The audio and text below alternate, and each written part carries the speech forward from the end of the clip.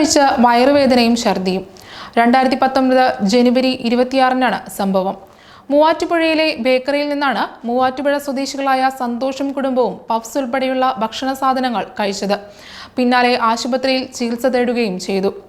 തുടർന്ന് കുടുംബം എറണാകുളം ജില്ലാ ഉപഭോക്തൃ തർക്ക പരിഹാര കോടതിയിലും ഭക്ഷ്യസുരക്ഷാ വകുപ്പിലും ആരോഗ്യവകുപ്പിലും പരാതിപ്പെട്ടു. ഭക്ഷ്യവിഷബാധയേറ്റതിനാൽ മൂവാറ്റുപുഴയിലെ സുശീല ബേക്കറി എന്ന ബേക്കറിയുടെ ഉടമ KN ഭാസ്കരനെതിരെയാണ് പരാതി സമർപ്പിച്ചത്.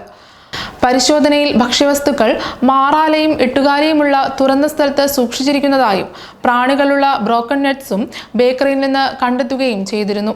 മെഡിക്കൽ ഓഫീസറുടെ റിപ്പോർട്ടിലും ബേക്കറിയുടെ ശുചിത്വത്തിൽ അപാകത കണ്ടെത്തി. തുടർന്ന് 3000 രൂപ പിഴ ചുമത്തുകയും ചെയ്തിരുന്നു.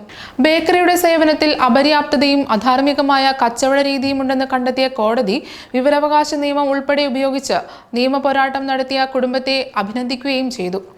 ജനുവരി 13-നാണ് വിധി പുറപ്പെടുവിച്ചത്. ബേക്കറി ഉടമ 30 ദിവസത്തിനകം 50,000 രൂപ പരാതിക്കാർക്ക് നൽകണമെന്നാണ് കോടതി ഉത്തരവിട്ടിരിക്കുന്നത്. സുരക്ഷിതവും ആരോഗ്യകരവുമായ ഭക്ഷണത്തിലുള്ള അവകാശം ജീവിക്കാനുള്ള ഭരണഘടനാ അവകാശത്തിന്റെ അവിഭാജ്യ ഘടകമാണെന്ന് ഉത്തരവിൽ കോടതി പറയുന്നു. 30 ദിവസത്തിനകം 50,000 രൂപ പരാതിക്കാർക്ക് ബേക്കറി ഉടമ നൽകണമെന്നും കോടതി നിർദ്ദേശിച്ചിട്ടുണ്ട്.